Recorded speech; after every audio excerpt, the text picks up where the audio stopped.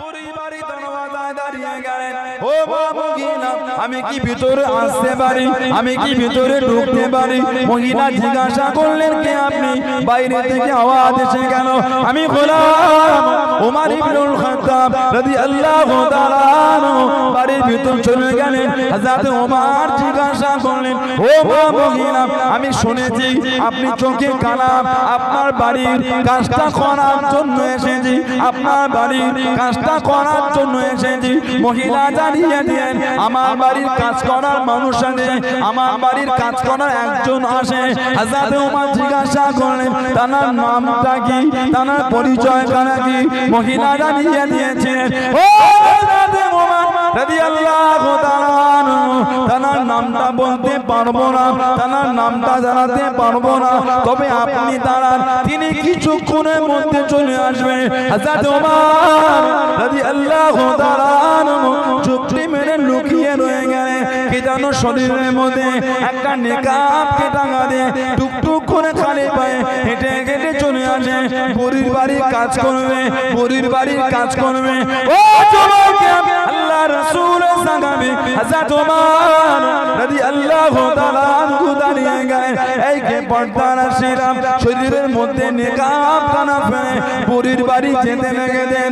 একবার কি মুখে নেকাবটা সরাবেন না, একবার কি শরীরের চাদর সরাবেন না, একবার চাদরটা সরিয়ে দেন। টুকটুক করে চাদর সরালেন। হযরত ওমর কি দেখেছিলেন? তিনি অন্য কেউ নয়, তিনি হলেন হযরত আবু বকর সিদ্দিক রাদিয়াল্লাহু তাআলা আনহু। জোরে বলুন সুবহান, আর একটু জোরে বলুন সুবহান।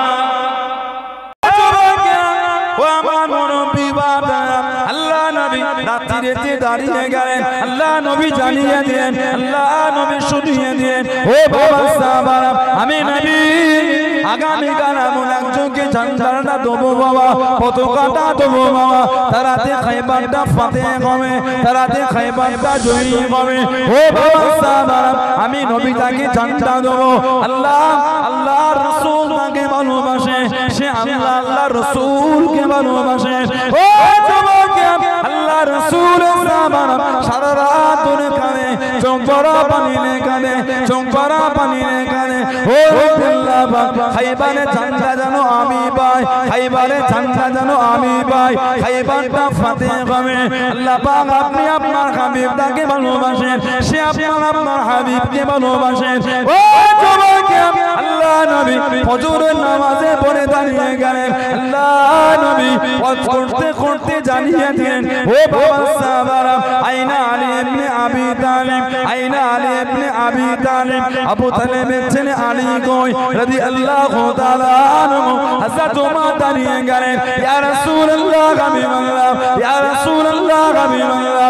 আল্লাহ পাকের নবী হযরত আলী রাদিয়াল্লাহু তাআলা আনহু চোখেতে দেখতে পাইলাম, চোখেতে দেখতে পাই না, তাবুর মধ্যে ঘুমিয়ে আছেন, কাবুর মধ্যে ঘুমিয়ে আছেন, খিমার মধ্যে শুয়ে আছেন। আল্লাহ নবী ডাক দিয়ে দিলেন, হযরত আলী আল্লাহ নবীর কাছে গিয়ে দাঁড়িয়ে গেলেন। লাব্বাইকা রাসূলুল্লাহ, লাব্বাইকা রাসূলুল্লাহ। আল্লাহ নবী ঠান্ডা খানা ধরিয়ে দিলেন। হযরত আলী জানিয়ে দিলেন, ইয়া রাসূলুল্লাহ হাবিবাল্লাহ, ইয়া রাসূলুল্লাহ হাবিবাল্লাহ। আল্লাহ পাকের নবী, আমি আলী চোখেতে দেখতে পাই না। আল্লাহ নবী নূরের জবান শরীফ থেকে একটু লালা নিয়ে দুটো চোখে লাগিয়ে দিলেন, দুটো চোখে বলিয়ে দিলেন। আল্লাহ রাসূলের জামাতা হযরত আলী রাদিয়াল্লাহু তাআলা আনহু চোখ দুটো আল্লাহ পাক ভালো করে দিলেন। জোরে বলুন সুবহান, আর একটু জোরে বলুন সুবহান। কাছে গেলেন, উনি গুরুত্ব দিলেন, ফিরিয়ে দিলেন। সিদ্দিক আকবর মনের কষ্ট, মনের দুঃখ নিয়ে, আমরা বর্ষার সময় যখন হেঁটে হেঁটে যাই লুঙ্গি পরে কিভাবে হাঁটি, আমার আলোচনা বুঝতে আপনাদের অসুবিধা হয়। বর্ষার সময় যখন হেঁটে হেঁটে যায় কিভাবে হাঁটি, সামনে লুঙ্গি এটা একটু উঁচু করে দিই, কেন? রাদিয়াল্লাহু তাআলা আনহু নবী পাকের দরবারে আসছেন, ওইভাবে সামনের কাপড়টা একটু উঁচু করে ধরেছেন, তাড়াহুড়ো করে আসছেন। সালাম দিলেন, নবী পাক বলেন, কি খবর হুজুর? আমার মধ্যে আর খাত্তাবের ছেলে ওমর ফারুক রাদিয়াল্লাহু আনহু, হুজুর উভয়ের মধ্যে একটু মনোমালিন্য হয়ে গেছে। হুজুর আমি আমার কাছে মাপ চাইতে গেলাম, হুজুর তিনি আমাকে ফিরিয়ে দিলেন। আল্লাহ রাসূল বললেন উনি মাফ করেন না তো কি হয়েছে? তিনবার নবী বলেছেন আমার আল্লাহ তোমাকে মাফ করবে। জোরে বললেন না? উনি ফিরিয়ে দিতে কি আল্লাহ মাফ করবে। নবী দরবারে বসে আছে, ওমর ফারুক তো সাহাবা। কিছুক্ষণ পরে ওনার মনটা নরম হয়ে গেছে। আবু বকর সিদ্দিকের বাড়িতে খুঁজতে গেলে, তালাশ করলেন, সিদ্দিক আকবরকে পেলেন না। উনি ভেবেই নিয়ে যাবে কোথায়, নবীর দরবারে বসে আছে। হযরত ওমর ফারুক নবীর দরবারে টুক করে আসছে। হাদিস শরীফে বুখারী শরীফে এসেছে, নবী পাক দূর থেকে দেখলেন ওমর ফারুক, চেহারা মোবারকের রংটা লাল হয়ে গেল। আল্লাহ নবীর নূরের চেহারা মোবারক লাল। আবু বকর সিদ্দিক বুঝে ফেলেছে নবীর রাগন।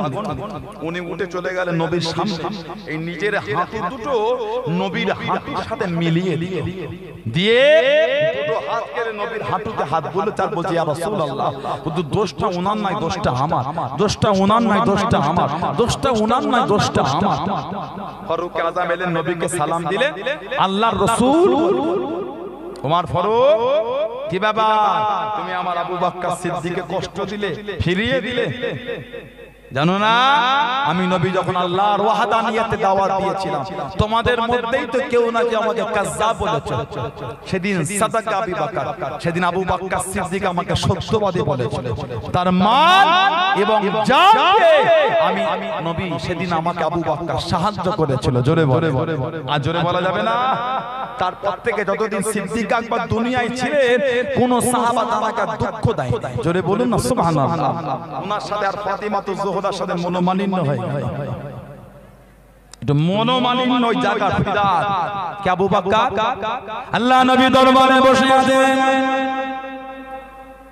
ও যুবক মদিনার মসজিদে নববী শরীফে বসে আছেন আল্লাহ রাসূলের জামাতা হযরত আলী রাদিয়াল্লাহু তাআলা আনহু টুকটুক করে ঢুকে গেলেন। হযরত আলী রাদিয়াল্লাহু তাআলা আনহু হযরত আবু বকর সিদ্দিক রাদিয়াল্লাহু তাআলা আনহুকে দেখে মুখটা ঘুরিয়ে নিলেন, মুখটা ফিরিয়ে নিলেন। হযরত আবু বকর সিদ্দিক রাদিয়াল্লাহু তাআলা আনহু আল্লাহ নবীর সামনে চলে গেলেন, আল্লাহ নবীর কাছে থেকে দাঁড়িয়ে গেলেন। ইয়া রাসূলুল্লাহ হাবিবাল্লাহ, ইয়া রাসূলুল্লাহ হাবিবাল্লাহ, আল্লাহ পাকের নবী হুজুর প্যাতে মাফ করুন, গুস্তাখিটা ক্ষমা করুন। আপনার জামাতা, আপনার সাহাবী হযরত আলী রাদিয়াল্লাহু তাআলা আনহু, আমি আবু বকর সিদ্দিক রাদিয়াল্লাহু তাআলা আনহু আমাকে দেখে মুখটা সরিয়ে নিলেন, আমাকে দেখে মুখটা ফিরিয়ে নিলেন। হুজুর আমাকে সালাম খানা দিল না, হুজুর আমাকে আগে সালাম খানা দিল না। হুজুর আমার সাথে তানার রাগটা কি? হুজুর আমার সাথে তো তানার কোনো অশান্তি নাই, কোনো ঝগড়া নাই। আল্লাহ নবী ডাক দিয়ে নিলেন, আল্লাহ নবী ডেকে নিলেন, ও জামাতা আলী রাদিয়াল্লাহু তাআলা আনহু, তুমি আমার আবু বকর সিদ্দিক রাদিয়াল্লাহু তাআলা আনহুকে দেখে মুখটা কেন ফিরিয়ে নিয়ে, মুখটা কেন সরিয়ে নিয়ে, সালাম কেন দিলে না, সালাম কেন দিলে না? হযরত আলী জানিয়ে দিলেন, ইয়া রাসূলুল্লাহ হাবিবাল্লাহ, ইয়া রাসূলুল্লাহ হাবিবাল্লাহ, আল্লাহ পাকের নবী হুজুর প্যাতে মাফ করুন, গুস্তাখিটা ক্ষমা করুন।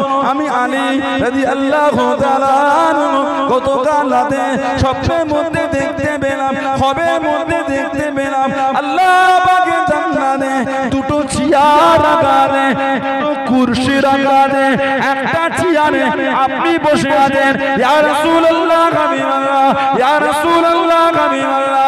হুজুর আমি জিজ্ঞাসা করলাম আল্লাহ নবীর পাশের চেয়ারটা কার? আল্লাহ নবীর পাশের জায়গাটা কার? ইয়া রাসূলুল্লাহ হাবিবাল্লাহ। হুজুর আমাকে জানিয়ে দিল, হুজুর আমাকে শুনিয়ে দিল, দুনিয়ার মধ্যে যে আপনজনকে দেখে আগে সালাম খানা দেবে, আপনার পাশের জায়গাতে সে বসবে। ইয়া রাসূলুল্লাহ হাবিবাল্লাহ, ইয়া রাসূলুল্লাহ হাবিবাল্লাহ, আল্লাহ পাকের নবী আমি আলী রাদিয়াল্লাহু তাআলা হযরত আবু বকর সিদ্দিককে দেখে হুজুর আমার মনে পড়ে গেল, হুজুর আমার মনে চলে আসলো আপনার পাশে জায়গা দে আমি আলী বসার থেকে হযরত আবু বকর সিদ্দিক রাদিয়াল্লাহু তাআলা বসার হকটা কারা বেশি ওই জন্য আমি আলী মুখটা ফিরিয়ে নিলাম সালাম মারা দিলাম না যাতে উনি আমাকে আগে সালাম দিয়ে আল্লাহ পাকে জান্নাতে আপনার পাশে জায়গা দে উনি বসতে পারে জনে বলুন সুবহান আর একটু জনে বলুন সুবহান হুজুর জান্নাতে আপনার পাশে জায়গা দুনিয়ায় একে অপরকে দেখে যে আগে সালাম দেবে সে বসবে হুজুর আমার সাথে আবু বকর সিদ্দিকের কোনো রাগ নেই হুজুর আমি চাই জান্নাতে আপনার পাশে জায়গাতে উনি বসুক মুখটা আমি ঘুরিয়ে দিলাম যাতে উনি আমাকে সালামটা দেয় আল্লাহর জান্নাতে আপনার পাশে জায়গাতে উনি বসে জোরে বলে আর জোরে বলা যাবে না সমাজে অনেক আছে বলে আবু বকর সিদ্দিককে হযরত আলী খলিফা বলে মানে নেন নাউজুবিল্লাহ বলে আস্তাগফিরুল্লাহ আল্লাহ রাসূল ওয়াফাত শরীফের পরে হযরত ফাতিমা রাদিয়াল্লাহু তাআলা আনহা অসুস্থ হয়ে গেলেন খালি কাঁদতেন কাঁদতেন আমার নবী রওজা শরীফটা দেখতেন আর কাঁদতেন এত ভালো নবী বাঁচতেন আল্লাহর রাসূল এত মোহাব্বত আল্লাহর রাসূল বলেছেন আল ফাতিমাতু বিদআতুম মিন্নি ফাতেমা আমি নবী আমার শরীরের অংশ হচ্ছে আমার ফাতেমা সুবহানাল্লাহ বলবেন না আমান তাবাহা আদগাবালি যে আমার ফাতেমাকে কষ্ট দিল নাউজুবিল্লাহ সেজন্য আমি নবী আমাকে কষ্ট দিল নবী এত ভালোবাসেন আল্লাহর রাসূল বলেছেন আল ফাতিমাতু মিন্নি ফাতেমা আমি নবী আমার থেকে জোরে বলুন না সুবহানাল্লাহ ওটা পৃথিবীর নিয়ম হলো বাপের নাসাল চলে ছেলে কেবল মাত্র শুধুমাত্র একমাত্র নবীর নাসালকে আল্লাহ নবীর মেয়ে হযরত ফাতেমা থেকে আল্লাহ চালিয়েছেন জোরে বলে শেরে খোদার আরো বিবি ছিল শেরে খোদার আরো বিবি ছিল তানার কিন্তু অন্য বিবির পক্ষে ছেলেগুলো কিন্তু আওলাদে রাসূল নয় তানা অন্য বিবির পক্ষে সন্তানগুলো আওলাদে রাসূল না সাইয়্যিদ নয় সাইয়্যিদ আর আওলাদে রাসূল ফাতিমাতুজ জোহরা নাসলে যারা এসেছে সুবহানাল্লাহ বলবেন না কারণ নবীর বংশ আল্লাহ নবীর মেয়ে থেকে চালিয়েছে একটাই কাউকে দেখা যাবে একটাই গোটা পৃথিবীতে এত ভালো নবী বাঁচতেন ফাতিমাতুজ জোহরা রাদিয়াল্লাহু তাআলা নবী পাকের দরবারে গেলেন আমার নবীকে সালাম দিলেন দরওয়াজার গোড়ায় দাঁড়িয়ে নবীকে দেখছেন আর কাঁদছেন আমার নবী বললেন আসো মা কাঁদো তুমি আমাকে দেখে কেন মা হযরত ফাতেমা ঝরঝর করে কাঁদে ইয়া রাসূলুল্লাহ আজ 3 দিন খাওয়া না খাওয়া না দাওয়া হুজুর আমি সহ্য না করতে পেরে কোথা যায় কোথা গেলে কি পায় হুজুর খুঁজে খুঁজে না পেয়ে আপনার দরবারে এসে ইয়া রাসূলুল্লাহ আব্বাজান আমি ফাতেমা আপনার চেহারাটা দেখেছি আমি ফাতেমা আমার খিদে মিটে গিয়েছে জোরে বলে আর জোরে বলা যাবে না সুবহানাল্লাহ নবী এত ভালোবাসতেন এতটাই মোহাম্মত নবী করতেন যখন যখন সফরে নবী যেতেন সবথেকে শেষে ফাতিমাতুজ জোহরার ঘরে যেতেন যখন নবী কোথা থেকে ফিরতেন সবার আগে আমার নবী ফাতিমাতুজ জোহরার ঘরে যেতেন বলবেন না সুবহানাল্লাহ এতটাই নবী বাঁধতেন সেই ফাতিমাতুজ জোহরা রাদিয়াল্লাহু তাআলা আনহা সিদ্দিক আকবর বলেন আমি জায়গা দিতে পারবো আপনি যদি নেন তো নিতে পারেন তবে জানবেন নবীরা পুরো দুনিয়ার জায়গার মালিক সম্পত্তির মালিক হয় না এইটা নিয়ে উভয়ের মধ্যে মনোমালিন্য হয়ে গেল ইন্তেকালের আগে সিদ্দিক আকবর খবর পেয়ে গেলেন এত কাঁদতেন নবীর জন্য ছেলে ভুলে গেলেন স্বামী ভুলে গেলেন ঘর সংসার ভুলে গেলেন খালি বসে বসে আমার নবীর রওজা দেখতেন আর কাঁদতেন আর বলতেন আব্বা আপনি আমাকে একা রেখে চলে গেলেন আব্বা আপনি আমাকে একা রেখে চলে গেলেন আমি ফাতেমা আপনাকে না দেখলে থাকতে পারি না ফাতেমার মনটা চায় সব সময় আপনাকে দেখতে এত কাঁদা কাঁদতেন কিতাব এসে দেখে দেখে যে আমার নবীর জন্য বেহুশ হয়ে যেতেন অজ্ঞান হয়ে পড়ে থাকতেন কোনো হুঁশ থাকতো না আবার আবার হুঁশ দিতেন আবার নবীর রওজা থেকে কাঁদতেন আব্বা জান আপনি আমাকে একা রেখে চলে গেলেন আমি ফাতেমা রাদিয়াল্লাহু তাআলা আনহা আপনাকে না দেখে থাকতে পারি না শেরে খোদা আলী ওইখানটা একটু ঘিরে একটা ঘর মতন করে দিলেন। জায়গাটার নাম হয়ে গেল বাইতুল বোকা, কাঁদার ঘর, কাঁদার ঘর, বাইতুল বোকা, কাঁদার ঘর। সব সময় নবীর জন্য বসে বসে ওখানে কাঁদতেন হযরত ফাতিমা রাদিয়াল্লাহু তাআলা আনহা। সিদ্দিক আকবরের সাথে মনোমালিন্য হয়ে গেল ফিদাকে জায়গাটা। সিদ্দিক আকবর শুনলেন নবী পাকের মেয়ে একটু অসুস্থ, একটু বিমার, একটু অসুস্থ। গরম রোদে দুপুর বেলায় ওনার বাড়ির দুয়ারে দাঁড়িয়ে গেলেন, সালাম দিয়ে সিদ্দিক আকবরের সালাম পেয়ে বাড়ির ভিতর থেকে শেরে খোদা ছুটে আসলেন। সালামে জবাব, এই শেরে খোদা জবাব দেন, এই খলিফাতুল মুসলিমিন, এই গরম রোদে দুপুর বেলায় আপনি কি ব্যাপার, কি মনে করে এলেন, কি মনে করে? হযরত আবু বকর সিদ্দিক বললেন রাদিয়াল্লাহু তাআলা, শুনলাম নবী পাকের মেয়ে হযরত ফাতিমা একটু অসুস্থ, শুনলাম তিনি একটু অসুস্থ, তানাকে গিয়ে আমার সালামটা দেবেন, তিনি কেমন আছে আমার নাম করে জিজ্ঞাসা করবেন, আর তানাকে বলবেন সেই যে ফিদাকের জায়গা, ওনার সাথে আমার একটু হয়তো মনোমালিন্য, উনি আমার উপর হয়তো রাগ করে আছে, আমার মনে হয় একটু ওনাকে বলবেন উনি যেন আমাকে মাফ করে দেয়। বলেন না সুবহানাল্লাহ। নবী পাকের মেয়েকে গিয়ে বলবেন উনি যেন আমাকে মাফ করে দেয়। শেরে খোদা চলে গেলেন, হযরত ফাতিমা তো জোহরাকে গিয়ে বললেন খলিফাতুল মুসলিমিন এসেছেন, সালাম দিয়েছেন, অসুস্থ, আপনি জিজ্ঞাসা করতে এসেছেন কেমন আছেন, খোঁজ নিতে। আর উনি বলেছেন ওই যে ফিদা ওই জায়গা হয়তো আপনি ওনার উপর রাগ করে আছেন, উনি মাপ চেয়েছে। ফাতিমা জোহরা রাদিয়াল্লাহু তাআলা বলে ফেললেন খলিফাতুল মুসলিমিনকে গিয়ে বলে দেন আমি আমার শরীরটা ভালো নয়, এই সময় আমি এই বিষয়ে কথা বলতে পছন্দ করছি না। ওনাকে গিয়ে বলবে ওই জায়গাটার বিষয়ে কিয়ামতে আল্লাহ পাকের সামনে আব্বা থাকা অবস্থায় ওই জায়গাটার আলোচনা হবে, দুনিয়ায় আর করবে না। হযরত শেরে খোদা চলে এলেন, সমস্ত কথা বললেন, সিদ্দিক আকবর ঝরঝর করে কেঁদে ফেললেন। সিদ্দিক আকবর বলেন, এই শেরে খোদা, নবী পাকের মেয়েকে গিয়ে বলে দেন উনি যতক্ষণ আমাকে মাফ না করবে আমি ওনার বাড়ির দুয়ার থেকে উঠে যাব না। একটু ওনাকে শুনিয়ে দেন, এই যে আমি ওনার বাড়ির দুয়ারে বসলাম, উনি মাফ না করলে আমি চলে যাব না। সিদ্দিক আকবর ঝরঝর করে কাঁদছে, গরম রোদ, গোটা শরীরটা ঘেমে লেগে যাচ্ছে, বাড়ির দুয়ারে বসে গেলেন। শেরে খোদা হুজুর গেলেন, নবী পাকের মেয়েকে গিয়ে বললেন খলিফাতুল মুসলিমিন বলেছে যতক্ষণ না মাফ না করবেন উনি বলেছে বাড়ির দুয়ার থেকে উঠে যাবে না। ফাতিমা জোহরা রাদিয়াল্লাহু তাআলা বললেন, যান খলিফাতুল মুসলিমিনকে গিয়ে বলে দেন আমি ওনাকে মাফ করে দিলাম। জোরে বলে, জোরে বলা যাবে না? এত ভালো নবী বাঁচতেন, এতটাই মহব্বত। শেরে খোদা আলী রাদিয়াল্লাহু আনহুর সাথে নবী বিয়ে দিয়েছিলেন। হযরত হাসান আর হযরত হুসাইন রাদিয়াল্লাহু আনহুমা দুজনকে নিয়ে আমার নবীর বাড়ি চলে গেলেন। ঝরঝর করে কাঁদতে, নবী জিজ্ঞাসা করেন কেন মা কাঁদো? আব্বাজান আপনার জামাই দ্বিতীয় বিয়ে করবে। আহা আহা আহা, আপনার জামাই দ্বিতীয় বিয়ে করবে। আল্লাহর দরবারে আছে হযরত ফাতিমা রাদিয়াল্লাহু তাআলা চলে গেলেন, সালাম দিলেন, বললেন আব্বাজান মনটা চায় সব সময় আপনার চেহারাটা দেখতে, আমার ঘরটা আপনার ঘরের থেকে দূরে, মন চাইলেও দেখতে পাই না। আব্বা ওই আপনার সাহাবী হযরত হারেসা বিন নোমান আনসারী, আব্বা জান একটু ওনাকে বলে দেন না ওনার ঘরটা আপনার ঘরের সাথে, ওনার ঘরটা যেন আমাকে দিয়ে দেয়।